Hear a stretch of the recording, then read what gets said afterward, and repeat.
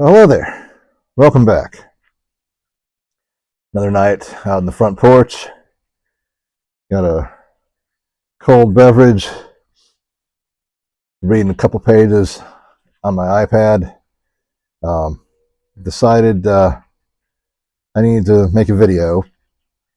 Want to talk about a book I finished a few days ago. Um, Tender is the Flesh by, pardon me if I butcher this name, Agustina Bazterrica. If I'm saying that wrong, my apologies. This book, this is a good time of year to be reading this book. If you're into reading scary, spooky, bizarre type stuff in spooky season, as some of us refer to it as, then this is a good spooky season book. Um, I saw it at Barnes and Noble a couple months back. The cover art caught my eye, and I thought, this looks good. Put it on my hold list for the public library, and gave it a read. It was a quick read. It's just a little bit over 200 pages, which is much shorter than my typical read. I normally gravitate to much longer books that have a lot more description and a lot more character development. This is a really short one for me. I'm going to try to keep this as spoiler free as possible for the first several minutes. I'm going to try. But there's a little bit of spoiler stuff I want to get into, but I'll try my best to give fair warning before doing so. What is this book about? Normally, I wouldn't just read a description, but in this case, I don't think I can do any better than the description that the publisher gives. This is from the description of the Kindle edition. It reads, working at the local processing plant, Marcos is in the business of slaughtering humans, though no one calls them that anymore. His wife has left him, his father is sinking into dementia, and Marcos tries not to think too hard about how he makes a living. After all, it happens so quickly. First, it was reported that an infectious virus has made all animal meat poisonous to humans. Then governments initiated the transition. Now, eating human meat, special meat, is legal. Marcos tries to stick to numbers, consignments, processing. Then one day he's given a gift, a live specimen of the finest quality. Though he's aware that any form of personal contact is forbidden on pain of death, little by little he starts to treat her like a human being. And soon he becomes tortured by what has been lost and what might still be saved. And to be perfectly honest, that's pretty much the whole book. not kidding. I mean, the whole 223 pages of it. I mean, there's not much in the way of plot twists. This is a very dark read. So much so that after, well, the book I finished just prior to this, which I also did a video on, was what was the name of it? Shoot, I'm drawing a blank. It's I'm getting old. Never Let Me Go by Kazuo Ishiguro. So basically, I went from a book that deals with a dystopian society in which there's legalized human cloning for the purposes of harvesting organs, to a book in which now there's humans bred in captivity, some of whom are genetically engineered as well, for the purposes of facilitating a human cattle industry, pretty much, for consumption. So back-to-back books that are both very dystopian, Never Let Me Go was more sad. It was still kind of dark, but not so much in a horrifying sense. That's more sad. Check out my review on that. But Tender's the Flesh was a darker book still, heavier in subject matter. it I didn't think that it was extremely graphic in its descriptions. It was very almost clinical at times, just very matter of fact. But after reading those two books, I was like, I was planning on reading, going on to read Salem's Lot by Stephen King, but I had to table that. I was like, nope, nope, nope, nope, nope. I got to read something a little bit happier, a little bit lighter in tone. So I moved on to trying out some Terry Pratchett, the first book in his Discworld series, The Color of Magic, which is just what I needed after a couple of dark, depressing reads. But um, I digress. Tender is the Flesh. This was a very well written book. Originally written, well, the lady who writes it, she's Argentinian, and so it's written in Spanish. I think I saw somewhere that it was originally written in 2017, and then the English translation was published in 2020. Um, I don't really know much of anything about the author. I'd never heard of her before. I still don't know much about her. I've not really researched anything about her. Um, but this this is the kind of book that it was, like I said, it was very well written. It was a page turner. I was captivated by it. It was easy to get through in a couple days, but I did not enjoy it. Um, it's in that strange category where it's books that are really well written, that were very captivating, and I guess what I call a quote unquote good read. Yeah, it was a good read. It was a great read, but I didn't enjoy it. I think that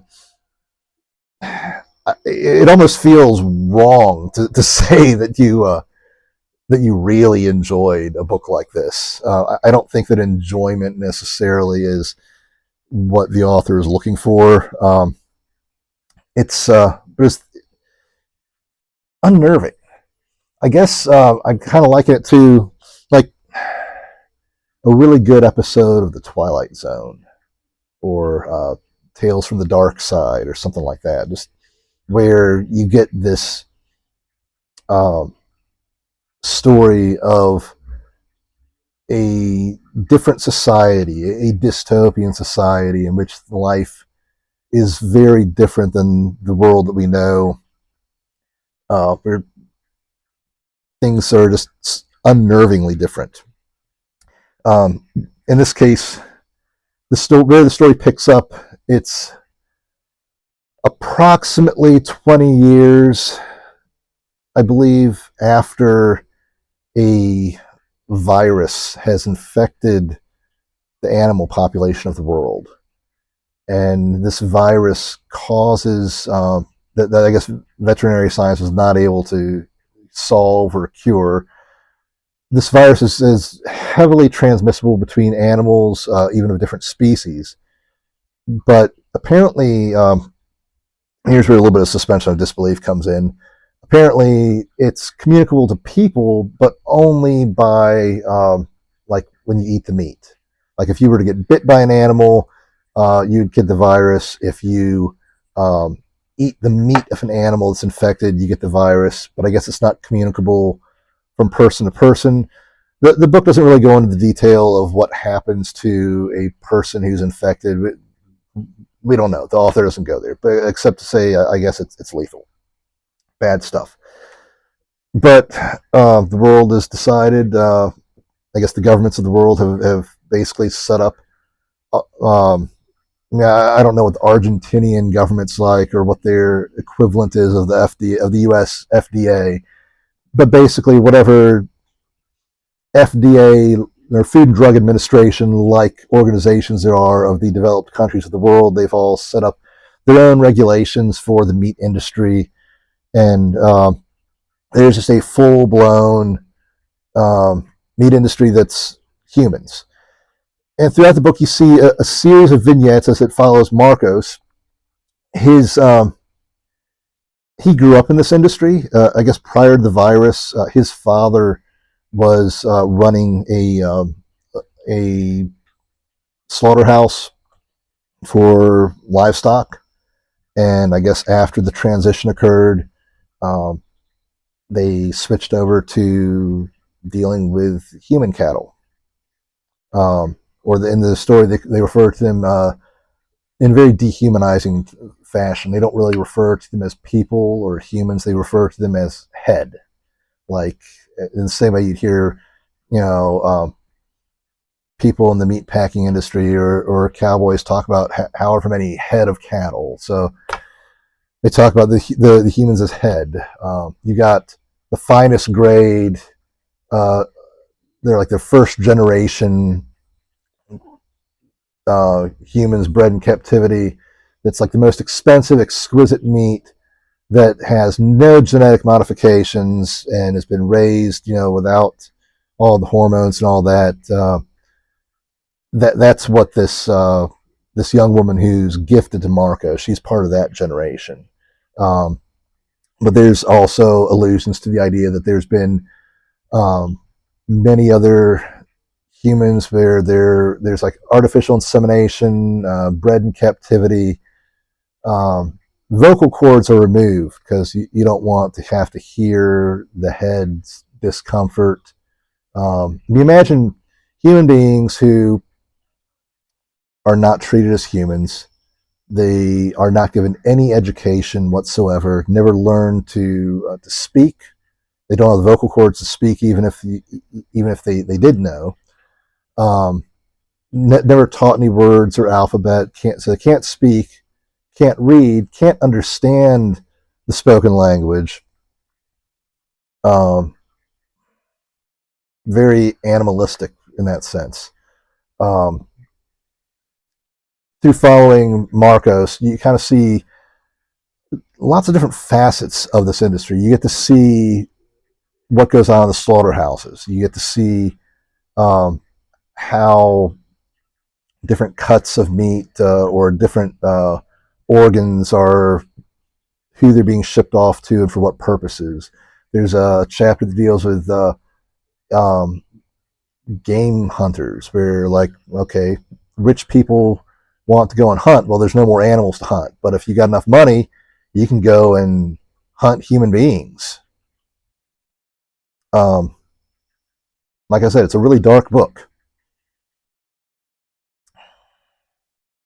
and early on, Marcos is gifted through his business connections this 20-year-old young woman, and he's just like, I don't even know what to do with this. This is an inconvenience. He seems to have some moral qualms about the business that he's in. He's disgusted by it, but he feels kind of trapped in it. Like, this is his business, this is his livelihood, this is the world he lives in. He doesn't like it, but he doesn't really know what he can do to change it. And now he's got this head that's given to him. This young woman is given to him, and it, like I said, it's an inconvenience to him. He doesn't want to kill her. He doesn't want, but he doesn't know, like, should I sell her? What should I do? So he basically kind of keeping her almost like a pet, I guess you could say. Trying to, he's keeping her alive, trying to keep her comfortable, but being really indecisive about, what do I do with this? Because in the world that he lives in, it would be illegal for him to try to free her and teach her. Like I said, you're dealing with someone who is so far removed from any kind of normal upbringing. It's there's a lot of complicated questions that you'd have in his situation there, with no easy answers. He's also dealing with, as it said in the description, his wife's left him. Apparently there's difficulties in their marriage after after they lost a child to illness. Excuse me. Sorry, throat's getting dry. So, should you read it? I feel like I'm getting a little bit too much into details here. Like I said, if, like me, you really, really enjoyed watching stuff like The Twilight Zone, Tales from the Dark Side, Tales from the Crypt, um, yeah, I think you would enjoy this book. If you have a real distaste for dystopian fiction, anything slightly, well, more than slightly dark, um, then if you don't like the kind of stories that are told in those shows I just mentioned, then I can't really recommend this. It is very interesting, but part of why I wanted to talk about this also isn't just for the sake of making another video about the latest book I read. One of the things I found to be really, really fascinating about this book is the public reaction to it. Um, I had seen, I tried not to read too many reviews about this before reading it, but I did glimpse a couple of them. And I remember seeing, I think it was on Goodreads, people suggesting, oh, this book is a critique of the meat industry as it exists today, or this book is a critique of capitalism. I also saw this book as a critique of socialism or communism. So I'm like, I was kind of preparing myself for some kind of political messaging. But then I didn't see that. I didn't get that out of it at all. After I finished reading it, I looked at some more reviews on Goodreads, on Amazon. I found a few reviews here on YouTube as well. And this really, really peculiar thing about the reaction to this book, I kind of feel like, take whatever your pet cause is of a political nature, and there is probably somebody that has said that that's what this book is about. I've seen, like I said, anti-meat industry. It's a anti-capitalist messaging. It's anti-socialist. I've seen it's an anti-fascist thing. It's excuse me. Oh gosh, I saw a review that said that this is um, that the book is speaking about themes of racism. Another reviewer said that this is a book about feminism and the mistreatment of women, and how women are valued only for their abilities to give birth and to care for others. It's all over the place. Like I said, insert whatever your pet political cause is, and there's somebody that says that's what this book is about. I don't know anything about the author. Like I said that earlier. I don't know what her political ideology is.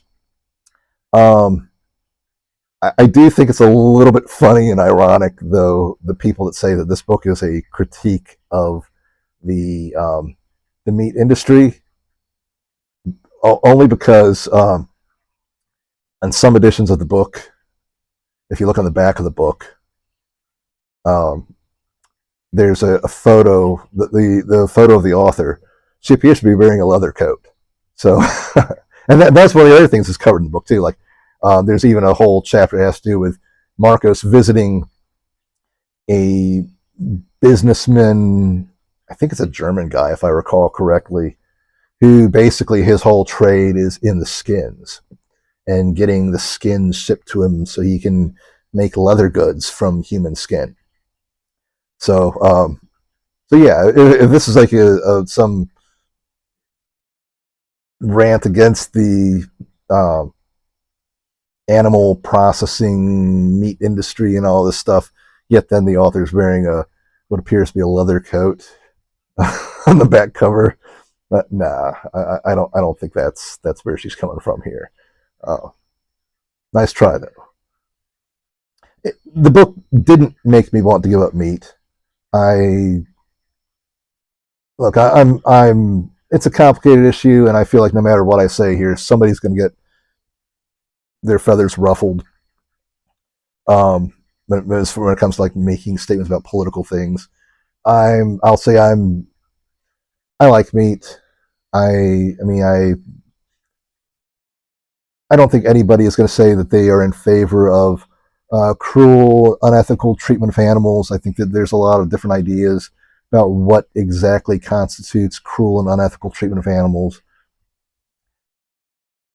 I don't feel compelled to give up meat anymore after having read the book. Um, I like a good steak. I like a cheeseburger. I like some grilled chicken.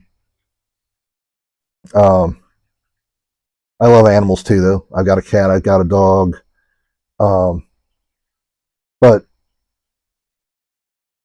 I also don't believe that humans are just a higher form of animal either. It's oh gosh, we could get into a whole theological discussion based off that, and I don't really think that's what y'all are here for. So we're not going to go there tonight. Um, what do I think the book was about, though? Hmm. Again, not to get too theological, but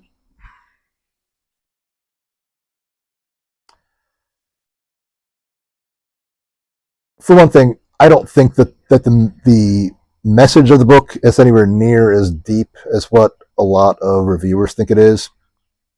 In I my impression is that the author set out to write a compelling and unsettling what if type story. Like, I know I keep on saying it, but like what we would see in a really good episode of The Twilight Zone. That's my opinion. Um, Maybe somebody's seen some reviews, I mean, not reviews, interviews or something with the author that knows more about this. I could be dead wrong. I don't know. If I'm wrong, I'm wrong. If somebody has something, an interview or something with the author that they can link me to in the comments where she uh, goes into her motivations, go ahead and post it. I would love to read it or watch it. I think it'd be interesting. So I don't. I'm not going to pretend that I know what her motivations are. But for me, I think it's a lot simpler than what a lot of people are making it out to be. If I was going to say, here's a message that I got from it, I think by by my reading, it was kind of a statement on just the depths of the depravity of mankind. Um, I'm not one of these people that believes who that all people are basically good people. I believe in the concept that some would call the depravity of man or total depravity. Again, not trying to get like super theological here, but um, I think that human history has shown time and time again that there is seemingly no limit to the depths of depravity that man is capable of. You put people who we might think of as quote unquote good people in the right situation, or wrong situation, really, the right pressures, the right societal circumstances and influences. And I think that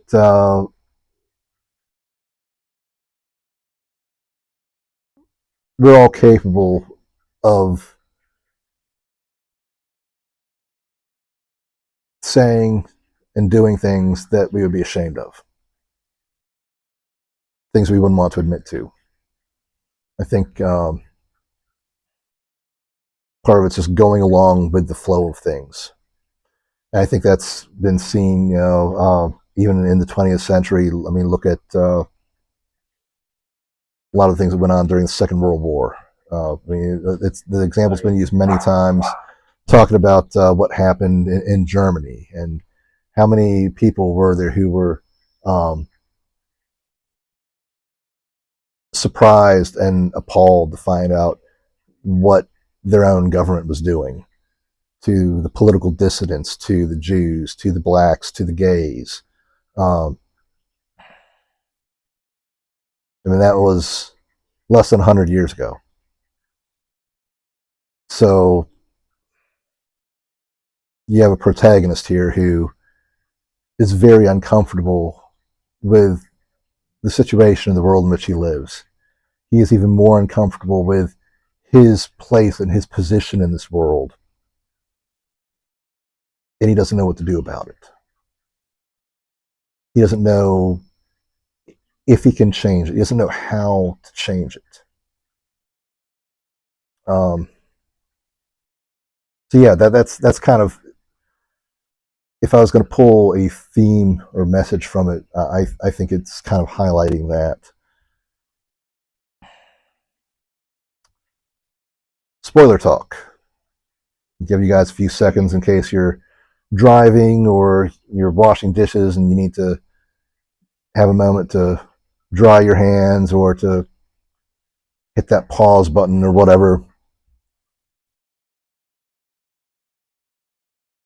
All right. If you're still here, I'm going to assume that you're good with hearing spoilers. That last page, wow.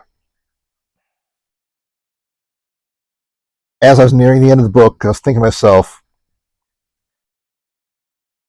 what the heck is Marcos going to do? How is he going to, like, it's okay, his wife is coming over. All right.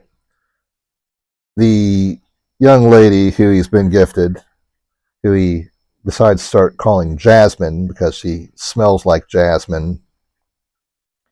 He commits the faux pas of impregnating her, which is a crime punishable by death in this society because you can't humanize the head. Gosh, no, we can't do that. She gets pregnant.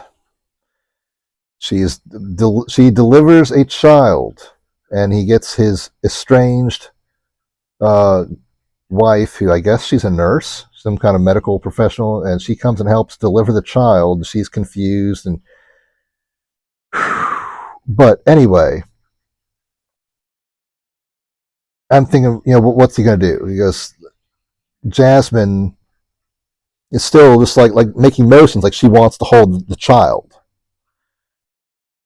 you know, and says, he's trying to calm her. Easy does it. Everything's going to be just fine. Take it easy. Starts singing into her ear. She calms down. She's trying to reach her son. She wants to speak, to scream, but there are no sounds. He picks up the club he brought from the kitchen and hits her on the forehead, right where she's been branded. Jasmine falls to the floor, stunned and unconscious.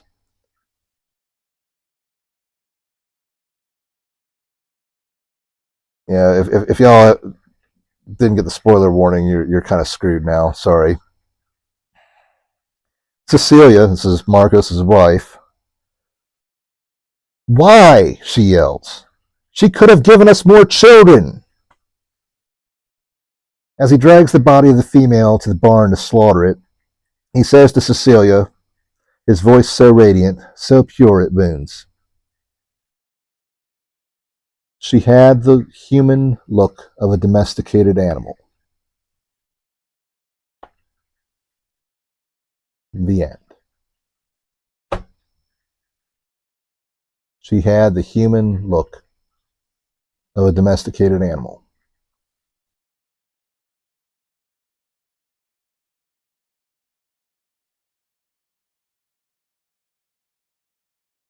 He's seemingly falling in love with her. I'm thinking, all right, this guy's disgusted by the industry. He's talking about how he wants to get out of it.